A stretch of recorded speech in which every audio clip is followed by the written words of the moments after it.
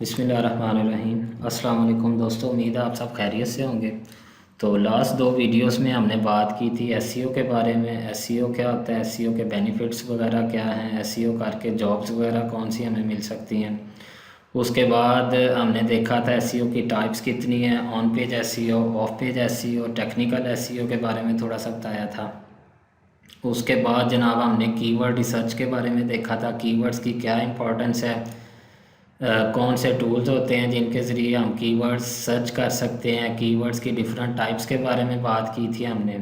तो आज हम बात करेंगे ऑन पेज एसईओ के बारे में कि ऑन पेज एसईओ क्या होता है। जैसे कि पहले मैंने बयान कर दिया था कि एसईओ बेसिकली होती है किसी भी वेबसाइट को हम गूगल में रैंक करवाने की कोशिश करते हैं। गूगल्स के रूल्स को फॉलो करते हुए हम उस वेबसाइट पे काम करते हैं, उसका कंटेंट वगैरह ऑप्टिमाइज़ करते हैं, उस चीज़ को एसईओ कहते हैं। अब इसमें आज हम बात करते हैं ऑन पेज एसईओ की। ऑन पेज एसईओ से मुराद है यानी कि वेबसाइट पे काम करना। एक ऑफ पेज होता है, ऑन पेज से मुराद है जो साइट है उसका डाटा वगैरह या उसका जो कंटेंट है उसको अपडेट करना। ये most of the cases on page जो एसईओ होती है ये वन टाइम ही होती है, यानी कि जब आप वेबसाइट अपनी बनाते हैं तो उसमें चीज़ें जो हैं वो अपने कीवर्ड्स के हिसाब से मैनेज कर लेते हैं, ये बार बार नहीं की जाती। कुछ केसेस में होता है कि ऑन पेज एसईओ हम दोबारा भी करते हैं, अदरवाइज़ ये वन टाइम ही होती है। और ऑफ पेज एसईओ जो है वो कंटिन्यूसली चलती रहती है। अब ऑन पेज एसईओ में होता क्या है, बेसिकली ये प्रोसेस होता है कि जिसमें हम वेब पेजेस को ऑप्टिमाइज़ करते हैं उसकी विजिबिलिटी बढ़ाने के लिए। डिफरेंट जो एलिमेंट्स होते हैं उनको अपडेट करके या उनको गूगल के रूल्स के मुताबिक उन चीज़ों को अपडेट करते हैं। अब ऑन पेज एसईओ में सबसे पहले क्या चीज़ आ जाती है, उसमें सबसे पहले आ जाता है title tag optimisation. Title tag क्या होता है, कोई भी जो आर्टिकल होता है या कोई भी जो वेबसाइट होती है उसमें जो टाइटल होता है उसका बहुत ज़्यादा रोल इम्पॉर्टेंट होता है। जो टाइटल जो है ये आपका कैची किस्म का होना चाहिए। इस टाइटल के अंदर आपका कीवर्ड लाजमी आना चाहिए। नंबर 2 जो है वो गूगल के रूल्स के मुताबिक जो आपका टाइटल है वो 60 करैक्टर्स का होना चाहिए, 60 करैक्टर्स का होना चाहिए, उससे ज़्यादा नहीं होना चाहिए। उसके बाद मेटा डिस्क्रिप्शन होती है, साथ साथ मैं आपको समझा देता हूँ मेटा डिस्क्रिप्शन क्या होती है। जैसे कि टाइटल के बारे में मैंने बताया, लेट से मैंने यहाँ पे लिखा ऑन पेज एसईओ बेनिफिट्स, तो ये जो चीज़ शो हो रही है ये मेरे पास टाइटल है उसका, और नीचे ये जो चीज़ है ये मेटा डिस्क्रिप्शन है। ठीक है, यानी कि कोई भी आप जब वेबसाइट बना रहे होते हैं या ब्लॉग बना रहे होते हैं तो उसकी थोड़ी सी डिस्क्रिप्शन होती है जो गूगल यूज़र्स को शो करता है। तो ये आपकी ये जो डिस्क्रिप्शन होनी चाहिए ये 160 करैक्टर्स तक होनी चाहिए, इससे कम होनी चाहिए। इसमें भी आपने अपना जो कीवर्ड है वो लाजमी यूज़ करना होता है। उसके बाद हमारे पास आ जाता है हेडर टैग्स। हेडर टैग्स क्या होते हैं, हेडर टैग्स वो होते हैं जो आप कोई भी एक आर्टिकल या आप वेबसाइट बना रहे हैं उसमें आपने हेडिंग्स यूज़ करनी होती हैं, H1 H2, और उनके अंदर भी आपने अपने कीवर्ड्स यूज़ करने होते हैं। उसके बाद इमेज ऑप्टिमाइजेशन आ जाता है। इमेज में क्या होता है जी कि जो आप इमेजेस वगैरह यूज़ कर रहे होते हैं उनके आपने आल्ट टेक्स्ट वगैरह लगाने होते हैं, प्रॉपर इमेज को कंप्रेस करना होता है, छोटे से छोटे साइज़ की इमेज आपने यूज़ करनी होती है। उसके बाद इंटरनल लिंकिंग आ जाती है। इंटरनल लिंकिंग जो है, इंटरनल लिंकिंग से मुराद है कि कोई भी जो आपने ब्लॉग या आर्टिकल बनाया हुआ है उसमें आप एक लिंक लगा देते हैं जो आपकी साइट को ही लिंक कर रहा होता है। इस चीज़ को इंटरनल लिंकिंग कहते हैं। ये एसईओ के पॉइंट ऑफ व्यू से बहुत ज़रूरी है। उसके बाद एक्सटर्नल लिंकिंग आ जाता है। एक्सटर्नल लिंकिंग में आप जो कोई भी वेबसाइट दूसरी है जो आपके कंटेंट से रेलिवेंट है उस साइट को आप एक लिंक दे देते हैं, उस चीज़ को एक्सटर्नल लिंक कहते हैं। उसके बाद है कीवर्ड डेंसिटी। कीवर्ड डेंसिटी से मुराद ये है कि आप जो आर्टिकल लिख रहे हैं या आपने जो पेज बनाया उसमें कितनी दफ़ा आपका कीवर्ड आया है। कहीं ऐसा तो नहीं है कि जनाब वो एक 500 वर्ड्स का आपने वो एक आर्टिकल लिखा है या वेबसाइट बनाई है उसमें 30 से 40 बार आपने वो कीवर्ड ही लगाया हुआ है, तो ये चीज़ नहीं होनी चाहिए। इस चीज़ को कीवर्ड स्टफिंग कहते हैं। कीवर्ड डेंसिटी से मुराद ये होता है कि जिस तरह गूगल के रूल्स हैं कि वो रिकमेंड करता है 3 या 4 या 5 बार, तो उसी तरह से वो आना चाहिए, उससे ज़्यादा नहीं आना चाहिए। उसके बाद हमारे पास आ जाता है एलएसआई कीवर्ड्स। एलएसआई कीवर्ड्स भी हमने अपनी जो वेबसाइट है उसमें यूज़ करने होते हैं, प्रॉपर एलएसआई कीवर्ड्स। मिसाल के तौर पे अगर आपका एक कीवर्ड्स है इंटीरियर डिज़ाइन, तो उसके साथ आपने LSI कीवर्ड्स भी यूज़ करने होते हैं, जैसे home डिकोर tips, interior design benefits. Last में आ जाता है हमारे पास URL स्ट्रक्चर। URL स्ट्रक्चर से मुराद क्या है कि आपका जो URL है वो कंसाइज हो, प्रॉपर हो, छोटा हो, शॉर्ट हो और उसमें भी आपका कीवर्ड हो। तो ये सारी जो चीज़ें मैंने बयान की हैं, ये एक मैं आपको मिसाल से समझाने की कोशिश करता हूँ, उससे ज़्यादा क्लियर होगा, क्योंकि बातें जितनी मर्ज़ी कर लें, जब तक प्रैक्टिकल नहीं होगा या प्रैक्टिस नहीं करेंगे फ़ायदा कोई नहीं है। मिसाल के तौर पे जनाब, ये आपको एक वेबसाइट मिल गई या एक प्रोजेक्ट था किसी बंदे का, उसने वेबसाइट बनानी थी, उसका कीवर्ड हमने रिसर्च कर लिया, कीवर्ड था मॉडर्न इंटीरियर डिज़ाइन। ठीक है, मॉडर्न इंटीरियर डिज़ाइन ये कीवर्ड था। अब इसके ऊपर उस बंदे ने अपनी वेबसाइट मेंटेन करनी है। ज़ाहिरी बात है, ऑन पेज में हमने जो वेबसाइट जिस कीवर्ड्स के अगेंस्ट बना रहे हैं उसके बारे में थोड़ा सा हमने बताना है। तो अब देखें, जैसे मैंने पहले बात की थी कि टाइटल टैग, सबसे पहले जो आपका टाइटल है उसके अंदर भी आपका कीवर्ड होना चाहिए और वो 60 करैक्टर से कम का होना चाहिए। अब ये देखें, की elements of modern interior design every home owner should know, ये टाइटल आ गया और इसके अंदर कीवर्ड्स जो है वो एडजस्ट किया हुआ है। ठीक है, उसके बाद सेकंड नंबर पे मैंने बात की Meta description. Meta description again मैं बताऊं कि ये जो गूगल के अंदर ये जो रिजल्ट्स शो हो रहे हैं, ये छोटी छोटी जो डिस्क्रिप्शन है, इसको मेटा डिस्क्रिप्शन कहते हैं। तो ये जब आप वर्डप्रेस पे या किसी भी साइट पे काम कर रहे होते हैं, बहुत आसान है ये चीज़ें, टूल्स होते हैं अवेलेबल होते हैं। जैसे मैंने ये एक टूल किया हुआ है, योस्ट SEO प्लगइन है, फ्री प्लगइन होता है, ये पेड भी वर्जन होता है, लेकिन मैं चूँकि फ्री यूज़ कर रहा हूँ। तो इसमें आप देखें मेटा डिस्क्रिप्शन, उसने सारी चीज़ें आपको खुद ही बताई हुई हैं कि कैसे कैसे आपने करना है। ये मेटा डिस्क्रिप्शन है, ये उसने खुद ही 160 करैक्टर्स ये मैंने एंटर किए हुए हैं। बीच में मैंने ये अपना मॉडर्न इंटीरियर डिज़ाइन कीवर्ड भी डाला हुआ है।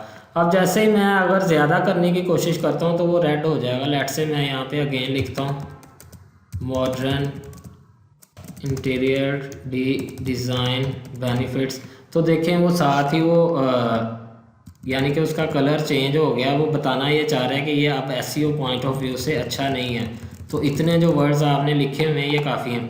अब होगा क्या कि अगर इस पेज को अगर कोई सर्च करता है गूगल में आके, तो ये चीज़ समहाउ यहाँ पे आके कहीं मेटा डिस्क्रिप्शन के तौर पे शो हो रही होगी। तो अभी तक हमने क्या देख लिया, टाइटल देख लिया और मेटा डिस्क्रिप्शन देख ली। उसके बाद है जी हेडर टैग्स। हेडर टैग्स क्या होते हैं जी, जब भी हम कोई आर्टिकल लिखते हैं या ब्लॉग बनाते हैं या वेबसाइट का पेज बनाते हैं, उसमें प्रॉपर हम हेडिंग्स यूज़ करते हैं। जैसे ये देखें, ये H2 है, नीचे आके H3 हो गई एंड सो ऑन। तो हेडिंग्स जो आपकी होती हैं उनके अंदर भी आपने अपना जो कीवर्ड है वो लाजमी इस्तेमाल करना होता है। मेरा कीवर्ड है जी मॉडर्न इंटीरियर डिज़ाइन। ये देखें, की elements of modern interior design, मैंने अपनी हेडिंग में भी जो कीवर्ड है वो इस्तेमाल किया हुआ है। उसके बाद है जी इमेज ऑप्टिमाइजेशन। इमेज ऑप्टिमाइजेशन से क्या मुराद है? इमेज ऑप्टिमाइजेशन से मुराद ये है कि ये देखें, ये मैंने एक रेलिवेंट इमेज लगाया हुआ है मॉडर्न इंटीरियर डिज़ाइन से रिलेटेड। अब इसकी ऑप्टिमाइजेशन क्या होती है, इमेज का साइज़ छोटे से छोटा होना चाहिए। जैसे ये 688 KB का है, जिसको मज़ीद ऑनलाइन जाके टूल्स होते हैं कंप्रेस करके 100 KB तक लाया जा सकता है। उसके बाद इसका ये टाइटल और ये चीज़ें तो मैंने बताई हुई हैं, लेकिन आल्ट टेक्स्ट नहीं बताया हुआ। आल्ट टेक्स्ट में भी आप क्या करते हैं, यूजली अपना जो कीवर्ड है वही एंटर कर देते होते हैं। इस चीज़ का फ़ायदा ये होता है कि गूगल चूँकि इमेजेस रीड नहीं करता, तो वो आल्ट टेक्स्ट रीड करके तो उसको समझ लग जाएगी कि यार ये बंदे ने जो ब्लॉग लिखा हुआ है या वेबसाइट जो है ये मॉडर्न इंटीरियर डिज़ाइन के बारे में बनाई हुई है। ठीक है, तो उसके बाद आ जाता है हमारे पास इंटरनल लिंकिंग। इंटरनल लिंकिंग क्या होता है? अब देखें, ये मैंने एक ब्लॉग बनाया या एक वेब पेज बनाया, तो इसमें इंटरनल लिंकिंग ज़रूरी है। इंटरनल लिंकिंग जो आप रेलिवेंट, जिस तरह ये इंटीरियर डिज़ाइन है, इसी तरह से इंटीरियर डिज़ाइन से रिलेटेड ये मैंने एक और बीच में आर्टिकल लगा दिया, अपनी ही साइट पे उसका लिंक दे दिया, क्लीनिंग सर्विसेज से रिलेटेड, चूँकि ये भी होम से रिलेटेड ही आ जाता है। इस चीज़ का फ़ायदा ये होता है कि कोई यूज़र अगर आपकी साइट पे आता है वो क्लिक करके दूसरे ब्लॉग पे चला जाएगा या दूसरे पेज पे, तो आपकी साइट पे मैक्सिमम टाइम वो स्टे करेगा। इसी तरह से एक्सटर्नल लिंकिंग होता है। एक्सटर्नल लिंकिंग से क्या मुराद होता है कि आप कोई भी किसी दूसरी साइट का, जो आपकी बिजनेस साइट है या रेलिवेंट जो आपकी साइट है, कोई एक और साइट है, उसका भी आप अपने जो है वो उसमें लिंक दे देते हैं। जैसे ये देखें, ये एक्सटर्नल लिंक यूज़ किया हुआ है और एक ये है, ठीक है, या वो अपनी जो मेन उसका दूसरी जो साइट है उसका लिंक दिया हुआ है। उसके बाद आ जाता है कीवर्ड्स डेंसिटी या कीवर्ड डेंसिटी। अब देखिए मेरा ये कीवर्ड है मॉडर्न इंटीरियर डिज़ाइन, इसको अगर मैं चेक करूँ, ये देखिए 14 बार यूज़ किया हुआ है ये 1500-1600 वर्ड्स के आर्टिकल में, जो कि तकरीबन एनफ है। इससे कम होना चाहिए था लेकिन ये भी एनफ है। कंटेंट में डिफरेंट जगह पे आया हुआ है। उसके बाद अब देखें नीचे जो मैंने ये टूल यूज़ किया हुआ है, क्या नाम है इसका, योस्ट एसईओ, ये भी आपको बता रहा है। ये देखें आउटबाउंड लिंक्स भी हैं, इमेजेस भी हैं, इंटरनल लिंक भी है, की फ्रेज या कीवर्ड इंट्रोडक्शन में है, कीवर्ड डेंसिटी वो कह रहा है 11 दफ़ा आया, जो कि गुड है, अच्छा है। लेकिन अगर ये ज़्यादा होता तो फिर इसने यहाँ पे ये रेड करके दिखाना था कि भाई गूगल्स के रूल्स के मुताबिक आप इतने जो 1124 वर्ड्स का जो आपका आर्टिकल है या पेज है उसमें आप 11 दफ़ा नहीं इस्तेमाल कर सकते, इससे कम आप इस्तेमाल कर सकते हैं एज़ पर गूगल रिक्वायरमेंट्स, अगर आप अपने इस वेब पेज को गूगल में रैंक करना चाहते हैं। तो चूँकि ये रेलिवेंट है तो ये कीवर्ड डेंसिटी होती है, आपने उस हिसाब से चीज़ें करनी होती हैं। उसके बाद है जी LSA कीवर्ड्स। LSA कीवर्ड्स भी जैसे कि अब मेरा कीवर्ड है मॉडर्न इंटीरियर डिज़ाइन, तो यहाँ पे बीच में मैंने वो ये देखें इंटीरियर डिज़ाइनर्स, ये एक LSA कीवर्ड्स आप कह सकते हैं। उसके बाद ये आ गया मॉडर्न डिज़ाइन, इसको भी आप LSA कीवर्ड्स कह सकते हैं। यानी कि डायरेक्ट एज इट इज़ आपने अपना कीवर्ड जो है वो बार बार नहीं लगाना। इस चीज़ को कीवर्ड स्टफिंग कहते हैं और इससे बचने के लिए हम LSA कीवर्ड्स यूज़ करते हैं। लास्ट में हमारे पास आ जाता है URL स्ट्रक्चर। URL स्ट्रक्चर से क्या मुराद होता है, आप देखें इसका टाइटल है की elements of modern interior design every home owner should know, लेकिन इसका जो URL बनेगा इस पेज का वो मैंने ये रखा हुआ है मॉडर्न इंटीरियर डिज़ाइन। देखें टाइटल जो है वो की एलिमेंट्स ऑफ मॉडर्न, लेकिन आपकी कोशिश ये होनी चाहिए कि जो आपका कीवर्ड है ना वो आपके URL में आना चाहिए और URL शॉर्ट होना चाहिए। अब अगर मैं ये भी उठा लेता साथ की एलिमेंट्स तो वो URL लेंथी हो जाना था। गूगल जो है वो शॉर्ट URLs को ज़्यादा प्रेफर करता है, तो मैंने ये चीज़ को अपना URL बना दिया, ठीक है, modern interior design every home owner should know. तो इस तरह से करके ये चीज़ें होती हैं ऑन पेज SEO में। अगर मैं इसको अपडेट करता हूँ तो ये देखें ये इस तरह का इसका कुछ व्यू आ जाएगा।